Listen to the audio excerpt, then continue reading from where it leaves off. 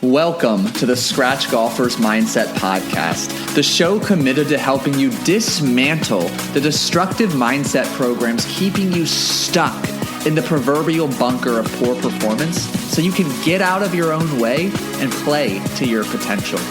My name is Paul Salter. I'm a high-performance hypnotherapist and mindset coach with 16 years of experience helping thousands of individuals like you get unstuck.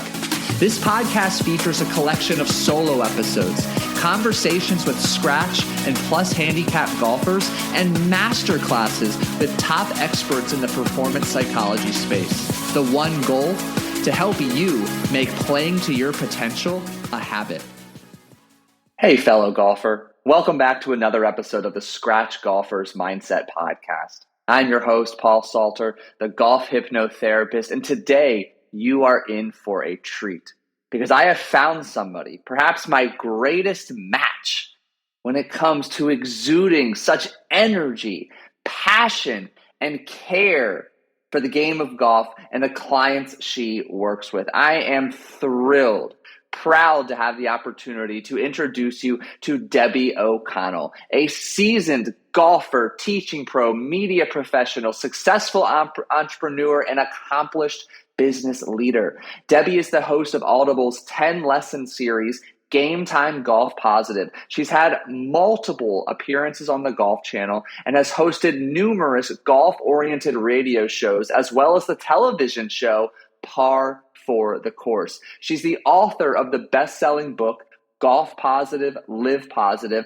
and her positive energy, are you sensing a theme here, and enthusiasm made her an easy choice to be the LPGA professional lead for the LPGA Leadership Academy, whose mission is to teach teenage girls leadership skills and strategies through the game of golf. This is going to be a thought-provoking conversation for you. Have something to take notes on ready because we are going to dig right in and we're going to really begin to unpack the difference and why it's so critical. You understand the difference between the mental game and your mindset. And then, of course, there's so much more. So without further ado, please help me welcome Debbie to the show. Debbie, I am so thrilled that you are here on an episode of the Scratch Golfer's Mindset Podcast. Welcome. How are you today? I am fantastic, and I'm over the moon, excited to be here with you because we talk the same language, and I love our brains, and I love to talk about our brains. So thank you so much, Paul, for having me, and all is going really well in my world, so I'm very thankful. Excellent. And this is a rare treat for me because it's very rare someone brings the same high-level energy that I do, and candidly, in our discussions before, you might outdo me with your energy, which is just pure passion. And I love that. And I can't wait to give you the chance to let that shine. So we're going to dig in. And as I said moments ago before we hit record, so often in the golf space, the above average golfer is aware, okay, there's more than the technical game. We've got to work on the mental game. We've got to strengthen our mindset. Yet, I feel there's still just a lack of clarity and guidance as to what exactly it means. So I want to put the ball in your court, Debbie. How does one train their mindset? What does that even mean? Yeah, great question, Paul. When I think of the mental game of golf, which most people talk about more so than they do mindset, I think about have a pre-shot routine, visualize your shot. There's a think box where you do your thinking. Then you step into a play box and now you shut off the thinking. You did your deep breath, your visualization, and now just relax and let it go and then stay positive. I mean, that's what I hear so much when I hear mental game of golf. I love to teach, as you commented on, mindset because there's so much more to mindset than just the mental game of golf. And I see mindset as the whole experience, mind and body, an emotional state. So your emotions are so key to golf because if you have negative thoughts, negative reactions, Where mindset comes in is the negative reaction with lots of emotion. It's going to stick in the amygdala. We're going to remember that more. We're going to have a connection with either the hole you were on or the club you were hitting or the layout of the hole. And when you make those negative connections, they're very hard to overcome. You need probably 10. I think studies show at least 3, but I'd say at least 10 or more, or you need to go into hypnotherapy and clear it up. So it's so much more than just the strategies. It's that emotional state, and how having a great mindset means you are in charge of your thoughts. You're in charge of your emotions. You're in charge of how you react, and you prepare yourself in such a way that helps you perform your absolute best. So I hear ownership, empowerment, emotional resilience. I hear focus. I hear intention. Tell me more. Oh, there's so much. And then not only just focus, can you get into a deeper level of flow state where we literally bypass the conscious mind and go deeper into your mindset with all of the training you've done, and you perform at your very best, which means we're out of our own way. Years ago, people would say to me, Debbie, what's your teaching philosophy? I said, I basically help people get out of their own way. And I meant that with their physical performance, like get them in a good setup. Right? Get a good setup and grip. And then the mental part and truly the mindset, the full body, let's get out of the way. And besides getting out of your way, let's empower you to perform your best. And when we do that, your body can have timing, tempo, balance, which is crucial to every shot in golf. Love that. So bringing it full circle to the beginning of your answer, you mentioned there's everywhere on social media, there's the mental game. And I'm kind of envisioning the mental game is the checklist of things we do in our mind. It's the things we know we need to do, like you alluded to. It's the pre-shot routine, the visualization, find your target, take your breath, positivity. But then the mindset is really some of that deeper work that empowers and enables you to be able to execute that, right? 100%. How can you execute that to be at your best over each and every shot? Which means you're not having doubt and fear when you're over the shot. If you question your club selection, you literally can step out of that play box and start over because you're not in a hurry. So much of that too is what I love to look at, Paul, is what's creating the challenges that golfers have. I just was reading an article where Michelle Wee said, I am so happy right now because my worth does not depend on my golf score. So when we get into mindset, I love to go deep. What is the root cause that you're putting so much pressure? What is your belief of when you hit a bad shot and it's not perfect?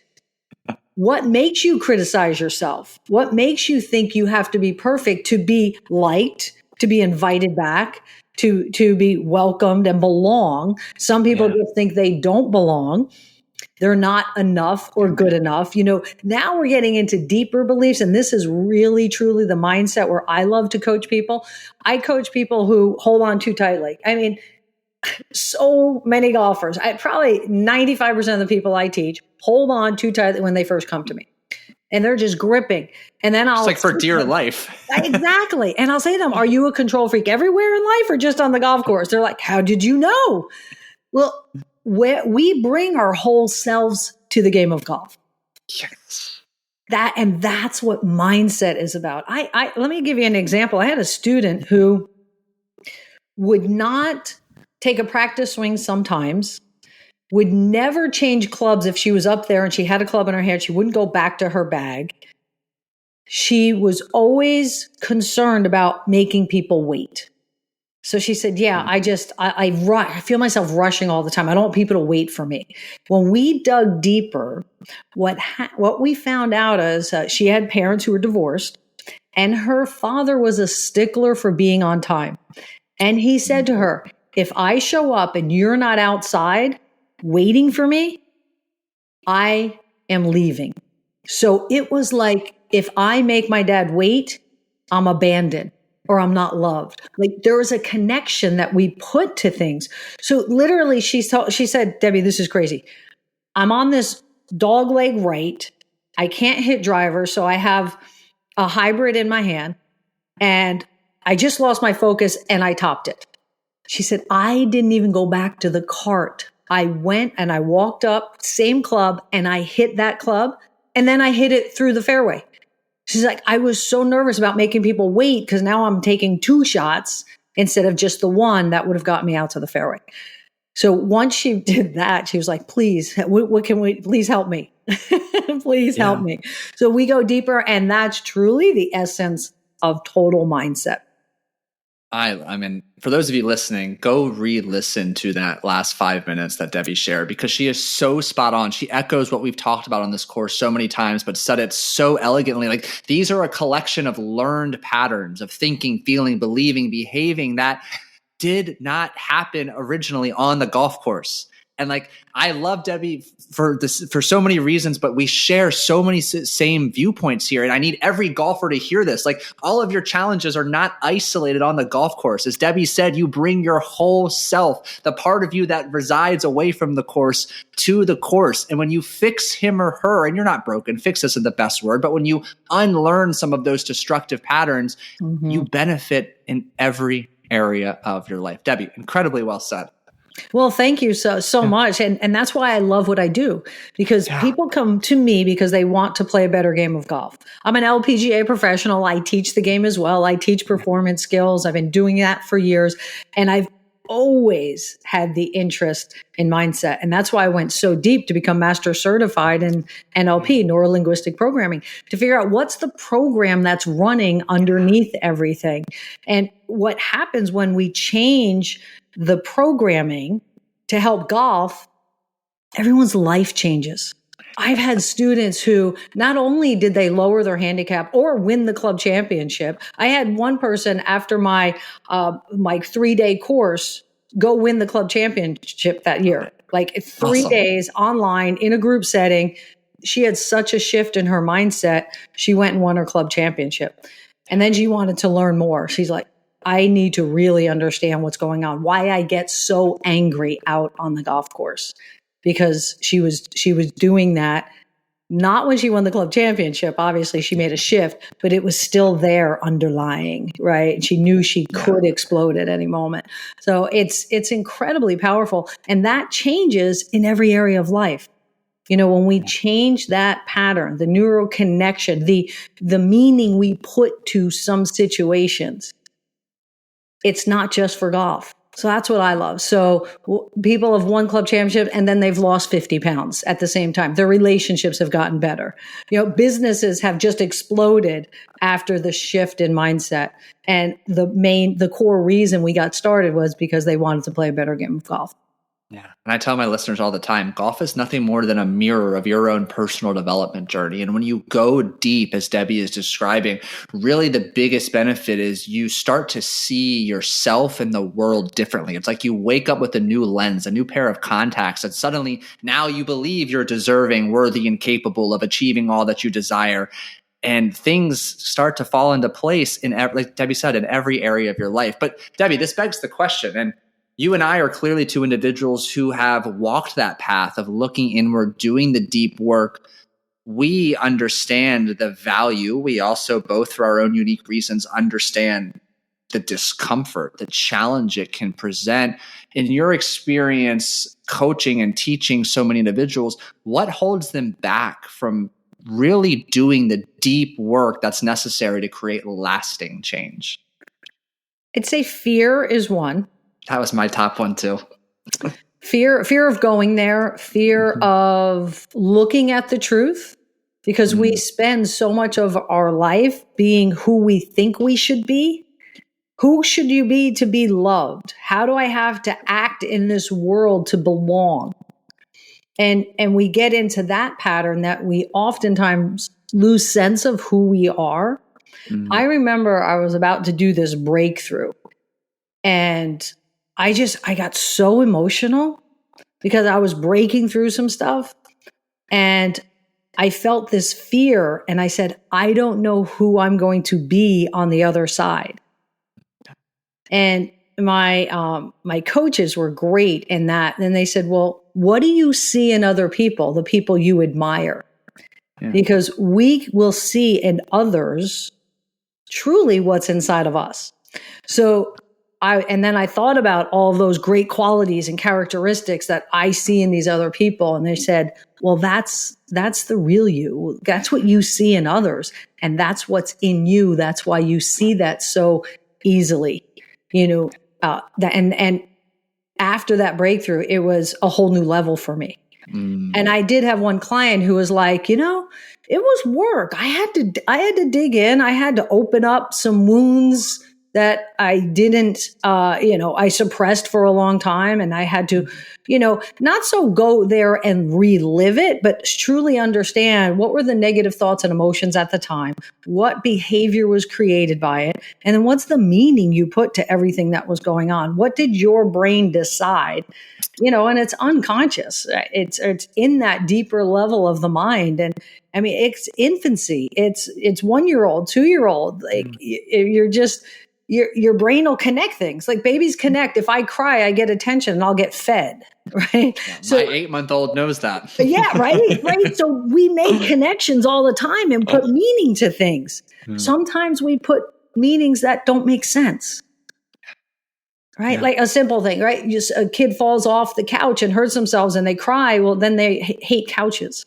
I mean, a stupid example, but still we don't know what's connected to that. Are they mad at the table? Are they mad? They think couches are dangerous because they're bouncy. Like we don't know, but somehow our brain is going to put a meaning to it because our brain's job is to protect us. Bingo. That's it. And that's where fear comes from, right? So it's like, oh, wait, don't go there. We've done such a good job of suppressing this. Let's not go there. Let's protect us because we don't know what the other side is really like. We don't know who we are at that core and our true identity. And it could be scary to find out. But truly, people at their core, that's the best part of them.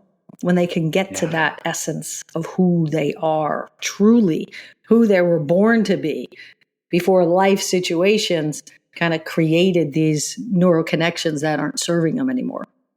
So timely what you just shared. I literally today, I was listening to the book by Tim Grover, Winning. I don't know if you've read it. I've listened to it, I don't know, 5 or 6 times at this point, but he says something and I'm just moving my screen. To have what you really want, you must first be who you really are. And I think that's such a powerful reminder that to be who you really are in this day and age, to be frank, it's scary. It's discouraged because the general population is normal, ordinary, average. What do those words actually mean today? They typically mean unhealthy, unhappy, stressed, and broke.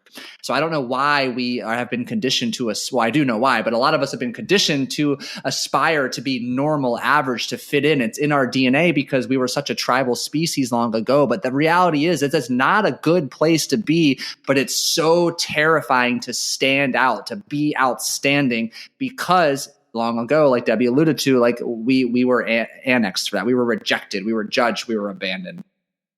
That fear of being judged is huge.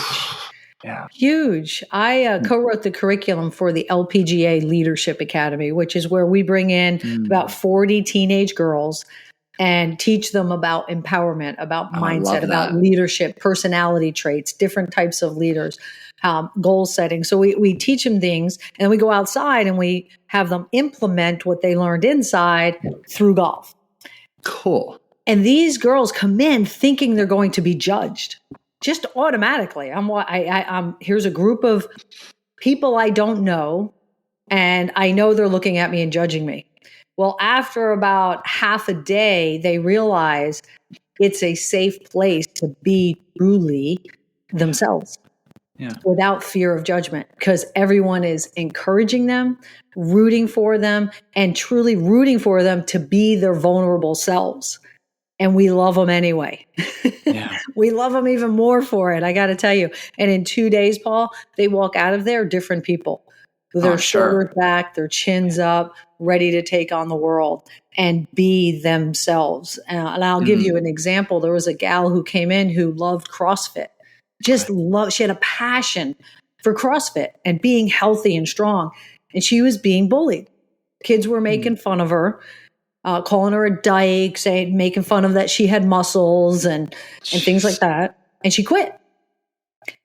It wasn't long after that she came to the Leadership Academy. She walked out there saying, this is my passion. I love this. And I'm going to not only start doing it again, I'm actually putting a sign up to say I'm going to teach it for anyone else who wants to learn it. Wow. And she had a number of kids in her class come and do CrossFit with her. Love that. I mean, it's amazing how, and this is a teenagers where, you know, you lose your confidence as a teenage girl, and probably teenage boys too, right? There's that time. And I tell you what, adults go through the same thing. Yeah. I've coached people who, underlying what we found out was they felt if they didn't perform on the golf course, they wouldn't be invited back. And they love playing in that group. And then consciously I'd say, do you really believe that? And they're like, no, not for a second. These guys love me. We've been playing together for years. Yeah. It was the deeper mindset work that we did that was, I have to perform to a certain level to belong, to be invited, to be liked. Yeah. The subconscious is irrational. The conscious mind is rational. We have to remember that. So for you listening, you got to hear that 5 times over. The subconscious mind is irrational. I often liken it to a 5-year-old child. 100%. It doesn't judge anything. Yeah. It just takes in, it puts meaning to things, doesn't have to make sense. It just connects something, and then it accepts it. And it also will accept whatever you tell it. Yeah. So when you're speaking to yourself in a negative way and you're putting yourself down, it's like, oh, okay. And as Tony Robbins says, the greatest force in our minds is for that subconscious, unconscious mind to create the reality of the beliefs that lie in there. So that's why examining your beliefs are crucial, because it's kind of like a thermostat, right? We set it on 72, right? So here's my belief. Boom, whatever it is. This is how much money I deserve to make. This is my golf score. I often say, there's a glass floor. So we can't break through because we don't see ourselves and believe we're that good. So how many times you had an unbelievable front nine to blow it on the back? You have your driver going great, but now your putting falls apart. And then your putting, you get it back, and oh my gosh, now I'm going to put it all together. But then your fairway woods fall apart. And you're like, what? If I could just put it all together? Well, if you just put it all together, you'll shoot a score that maybe is, temperature wise, 68, or you might be heading for it. And then the heat kicks on. And it goes, no. We don't believe that. We believe we're 72 shooters, not shooters, it's not safe. 72 temperature. Yeah. I'm not used to being that. I don't believe that. I'm creating the reality of your beliefs. We start all of a sudden making a ton of money. Lottery winners, all of a sudden they have millions, and they come back down to where they were, and sometimes worse off because the temperature rose too high and the air conditioner came on. And they go, no. We're 72 temperature. Let's get back to here, because that's what I believe. And that's where the words self-sabotaging were created, because it is, and it's all not, it's not the conscious mind that does it. We want that money. We want that low score consciously. Yeah. And to piggyback off that, we see that in the health and weight loss industry too. I mean, my whole background as a sports dietitian, and then turned, non-sports, was all on sustainable weight loss. And 95% of people within 3 years regain the weight they've lost. Almost half of those people gain even more weight than they lost in the first place. And it all comes back. I hear one word in all of this, Debbie. It's 2 words: identity change. And it's, our identity encompassing our beliefs, what we feel we're deserving, worthy, and capable of, our behaviors, our self-talk, and our thoughts. If you don't believe you have the capability to be someone who shoots a 68 because you're typically shooting 72 to 76, you're never going to shoot that 68 until you level up in all of the components of your identity. Yeah. And all of them, not just saying it in your mind. Yes, I shoot 68. It's not just the conscious mind that will get you there. Yeah.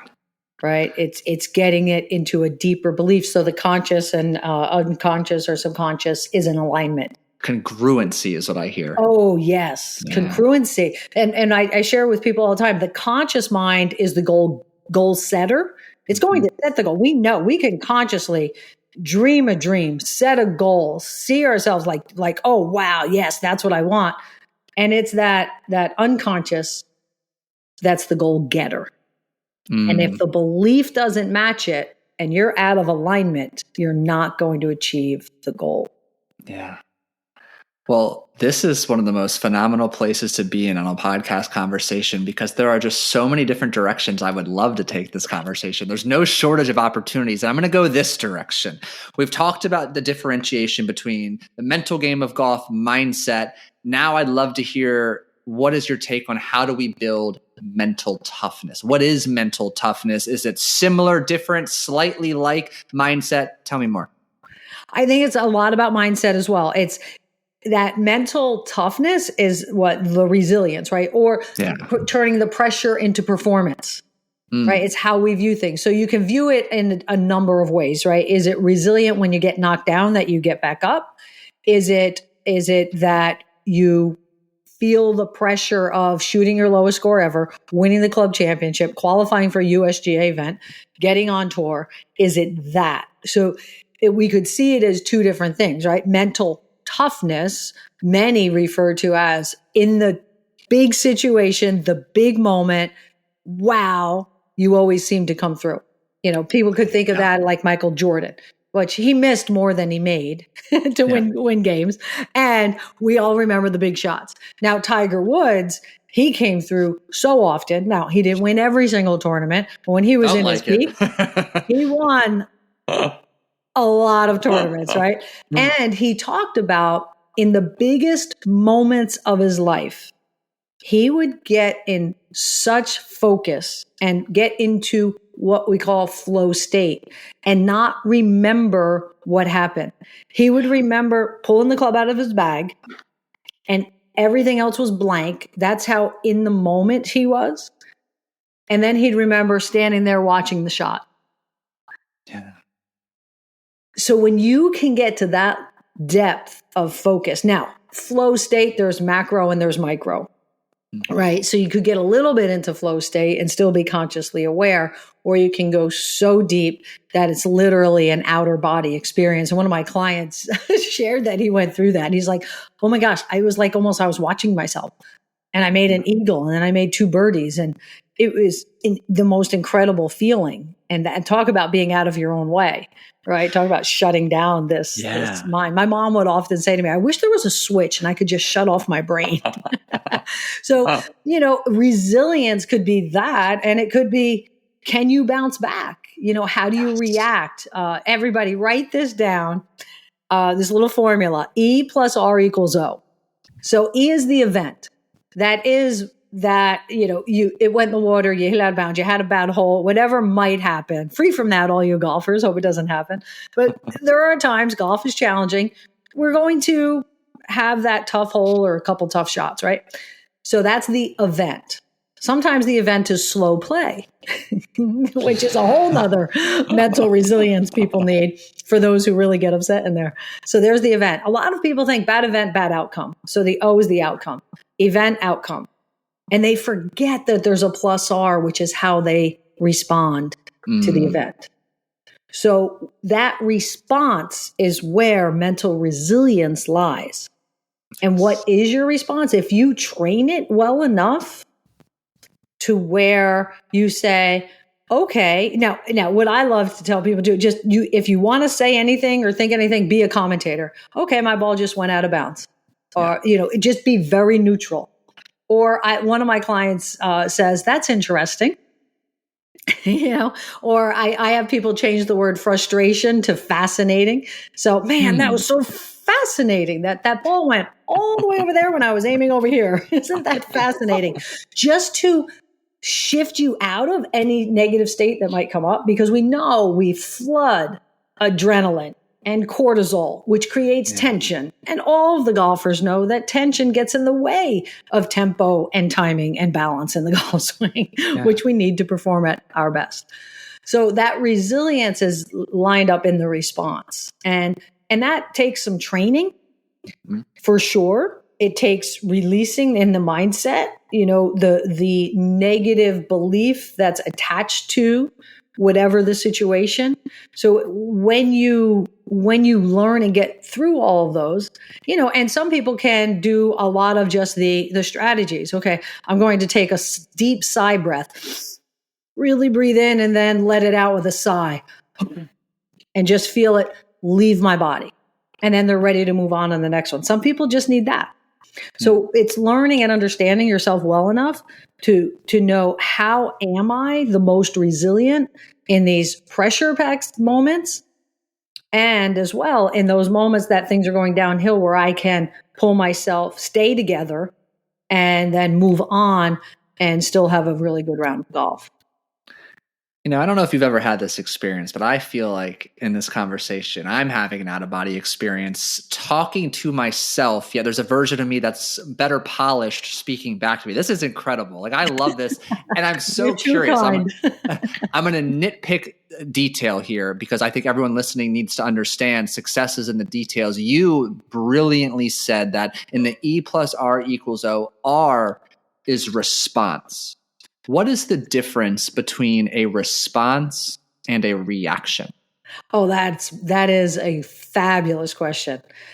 A response is more of a trained response, right? Meaning it's what happens after the event, how your thinking happens, and how the belief system creates the outcome that you want, or the actual moment of emotions, thoughts, and behavior, right? Which is the response, right?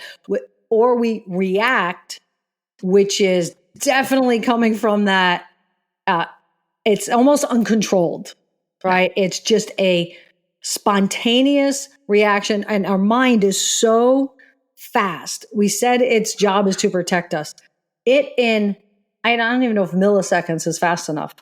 It goes back to, oh my gosh, what does this mean? To a memory, because it wants to understand the meaning, because it wants to protect us. Oh my gosh, I just messed up. No one's going to like me. And then we just have that reaction. Boom, boom. It's literally so fast. It doesn't even feel like any time has passed between the event and react. And react is so unconsciously quick, but it's the brain protecting you. Whereas in a response, I see that more as, and I would love to hear your opinion on this. I see that more as what we can train, what we can improve, and it can be even thoughtful. And even if we react in a negative way, we can respond to that in such a way that we release the negative energy and emotions very quickly. We're on the same page. I often tell, on sales calls, for example, one of our underlying goals is to help you shift from unconscious reaction to conscious response. And the only difference, aside from the subtleties in word choice, being a pause, a moment. It's trained, it's thoughtful, it's intentional. It exudes ownership, choice. And that's all the difference, because you're right. There's patterns from childhood. We hit a poor shot. Our reaction is anger, because maybe back then, like we alluded to in some of your examples, like, love and connection was stripped away from us. And that's our trained program and pattern to help us get that. But now here we are as evolved, hopefully more mature adults. It's like, wait, I don't actually need to feel angry, because that's part of the game. I can learn from this. I can get curious. It's fascinating. It's not frustrating. And I can choose to respond. 100%. And that anger, just for all of you who do get angry, anger is just you protecting yourself. Because don't we truly feel empowered and strong when we're angry? It gives us this false sense of power by being angry. And it's really protecting something else that's underlying. 100%. Now, once that unconscious is trained and we shift neural connections, we shift old patterns and we shift old beliefs, then we will react in a more positive way. We will actually then have a reaction that serves us. That takes some time and work. Right.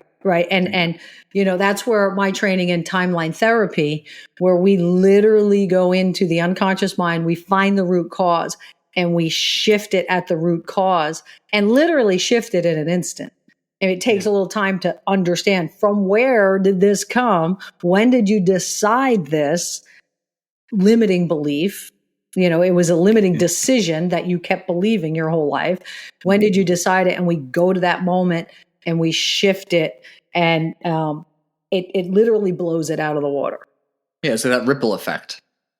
Right. And then it's that gestalt in psychology, right? Picture, we'll take anger for one. When was the first time you were angry, right? And we can release that. And then it's like taking a pearl necklace and opening it and going, all the anger is cleared out from the root cause forward. So now, because have any of you ever overreacted to a situation and got overly angry? Yeah, because it's a buildup, right? And there's meanings put to that. So when we clear the slate, will you ever get angry again? Absolutely. We're human beings. We have emotions, of course. But it'll only be to the level that makes sense for the situation, right? It won't be an overreaction at all. So that's where understanding the total mindset is so key to golf and life. Yeah, and incredibly well said. Every corner, nook, and cranny of life. Exactly. Now, you used a word in a couple sentences ago that I know is a very important word to you. That word is positivity.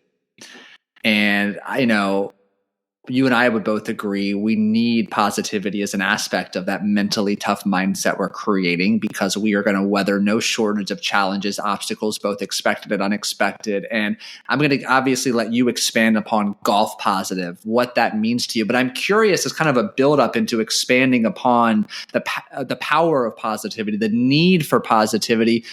Was there a defining moment in your life, a hardship of a chapter that really kind of facilitated this fixation and focus on the importance of cultivating a positive mindset?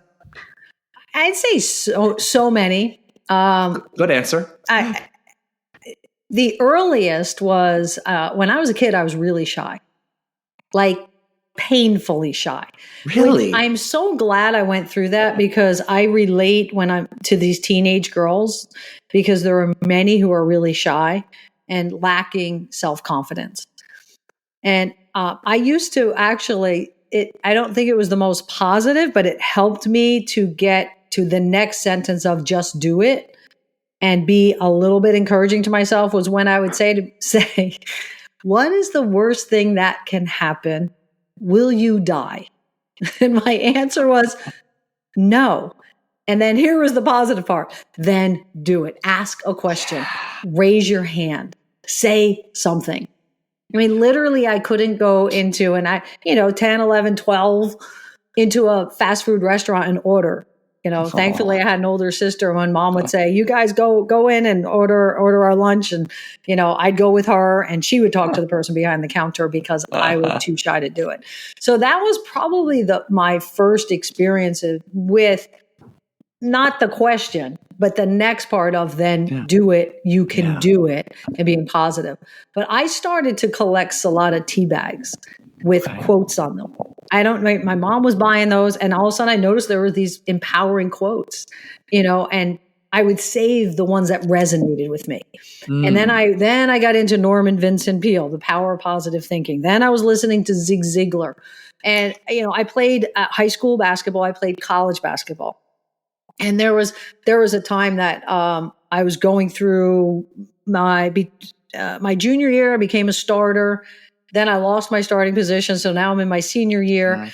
Then I was promised, okay, I really worked hard. The next 5 games you're starting no matter what. I started 1, and then I wasn't starting anymore. Then I didn't play a minute in the game. I was like, oh my God. And I had a moment of, now what am I going to do? This is the resilience too. I could either ride out my senior year and have one heck of a time and not try as hard as I do in basketball. And I was always the type, I ran extra. I was the first one at practice. I'd go in the morning and shoot around and practice my dribbling and shots and free throws, on my own without the team. And I was at that moment, I'm like, wow, I could just ride this out. I'm going to leave here with a great, have a degree and just have fun and just float the way the rest of the season, cheer on everybody else. Or I can go to the gym tomorrow morning, work my butt off, and see if I can bounce back from this. And I made the second decision. So the next morning before class, after not playing a minute in a game, I was in the gym at 5:30, whatever it was, working on my game. And it was probably 4 or 5 games later, I did get my starting position back. So when you go through a moment, oh, I'm emotional. I haven't really told that story in a while. But when you go through a moment like that in your life, you realize that that hard time, it can define you. No, wait, what is it? It can destroy you. It can define you, or it can develop you. Mm. I didn't think of that at the time, but I looked at who I am as a person, and am I the one who could just ride the wave and not give my all? I really couldn't. It's not me. So it developed me instead.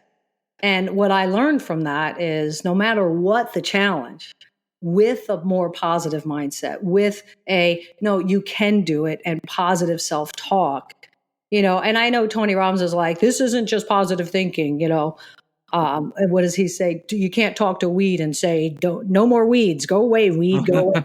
Like, look, I understand, but he also teaches incantations. He also teaches, say these mantras, and they're all positive, right? It's positive, and we want that positive to get into our body, and that's why Tony uses so much emotion. Yeah, the embodiment, and movement, right? We're going to get it in our body as well, and I do that. I have a move I make, and I'll be running and doing mantras and things like that.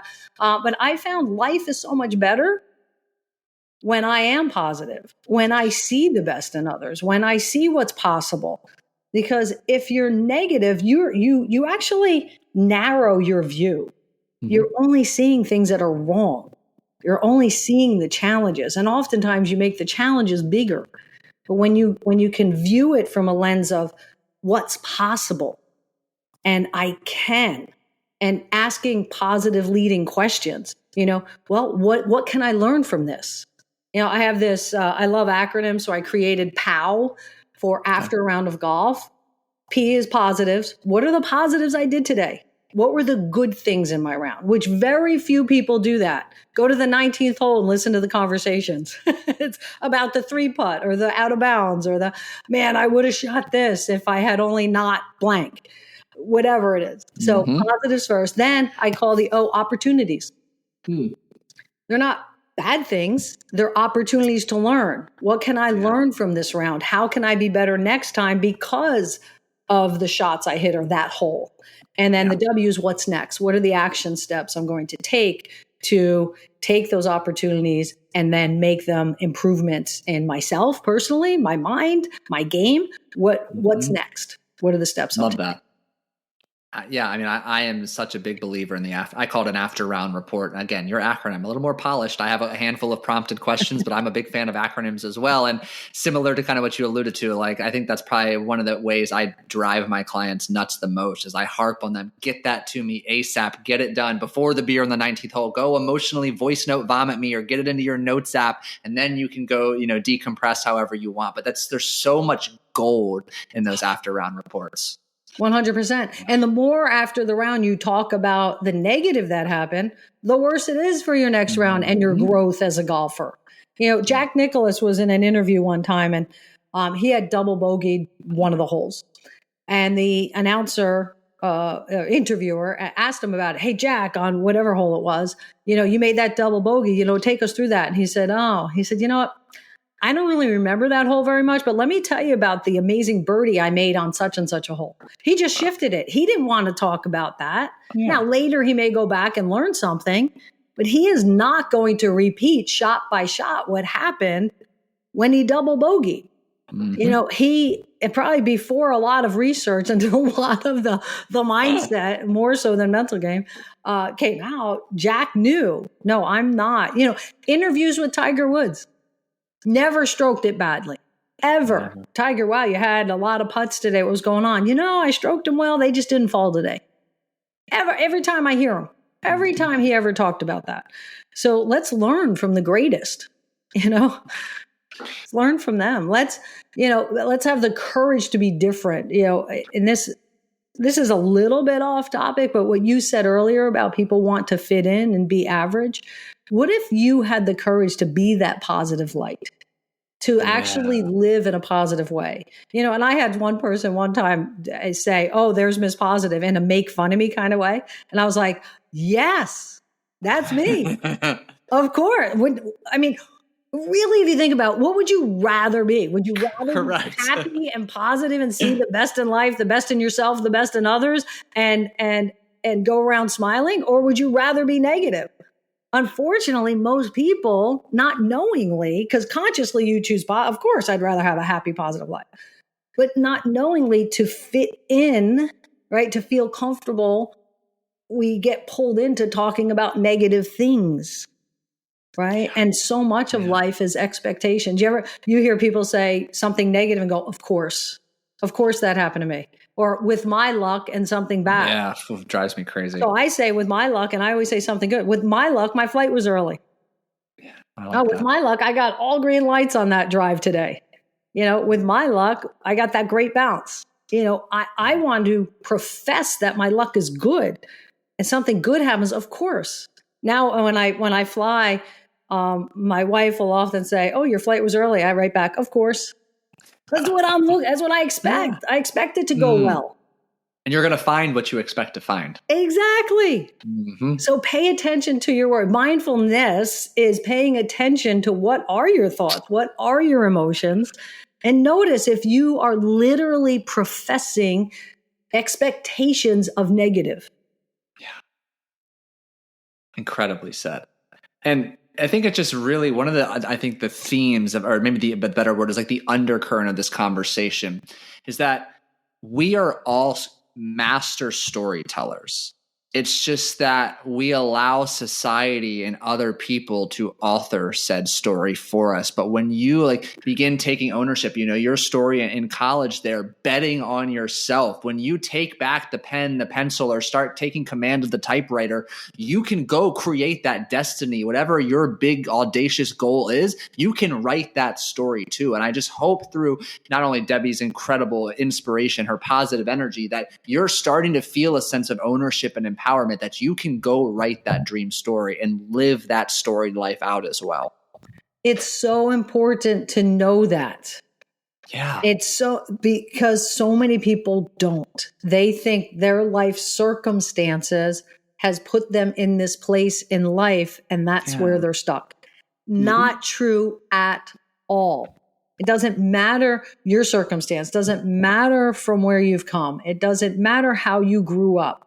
You get to write the next chapter of your life, and decide, if some of you are struggling right now, decide right now that you are going to write the best chapters of your life going forward, and take the responsibility of your life. Because if you're in the passenger seat and you're blaming your life on everything else out of your control, it's the government, it was my upbringing, it was, whoever else in your life. And then on the golf course, it was the slow play that messed up my round. It was my playing partner who smoked and I can't stand smoke. If you blame it on that, guess what? You're in the passenger of the golf cart of your life. Someone else is driving. But if you say, I'm going to drive, and during slow play, you say, all right, how am I going to respond to this? How am I going to respond to this situation? What's my response going to be that I can still play my best game? What can I do? Brittany Lincecum brings Sudoku puzzles because she knows she hates slow play. She's not going to blame a bad round on it. She's going to find a solution, right? It's not anybody's fault around you. Take the responsibility, get in the driver's seat. And even if you drove yourself into a ditch, at least you're driving. And you can drive yourself out. And learn how not to do it again. So I encourage you to know that and start writing that story that you talked about, Paul. Well, one response I have made to this conversation is we are absolutely going to do it again. This has been phenomenal, Debbie.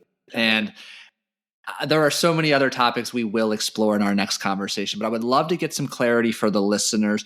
Where can they go to learn more about working with you, learning from you? I know you have a couple different options. You're a wealth of knowledge and experience. Where should they go?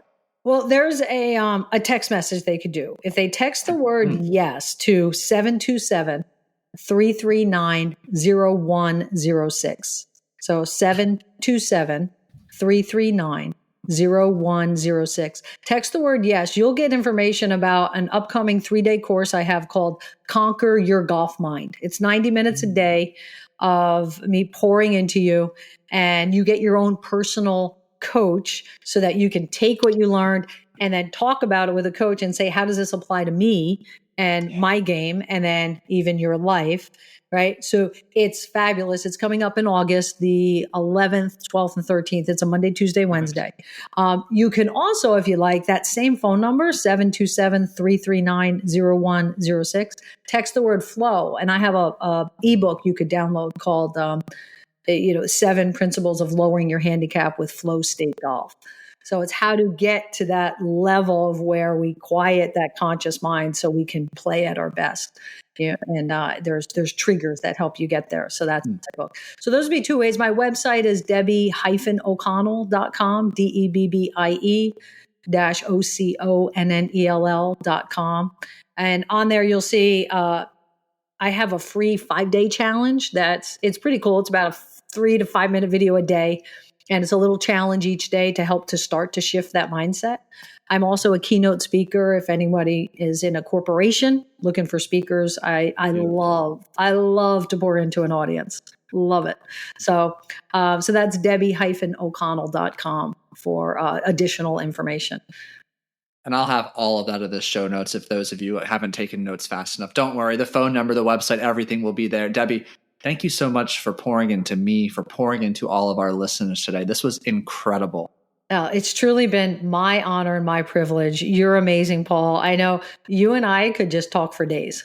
So it's so fun. It's so fun to share this work that can literally change your life. And you all have the power to do that. So what a privilege for me. Thank you. Absolutely. And for those of you listening, thank you for tuning in to another episode of the show. I sincerely appreciate it. And hey, listen, I know you found immense value in this conversation. So I'm going to task you with 2 action steps. Number 1, go back and listen to it again. There are so many nuggets you likely missed the first time because there was so much value being shared. Take notes, listen to it again. And then number 2, share this episode with a fellow golfer and someone who's even not a golfer who needs that pep, that inspiration, and the direction to take ownership of their life, to learn how to respond, to write their story. And if you haven't done so already, it takes 30 seconds to leave a genuine rating, review on Apple Podcasts, Spotify, wherever you're listening to today's show. Thank you again for listening. Have a wonderful rest of your day and hit 'em straight this weekend, and we'll catch you next week.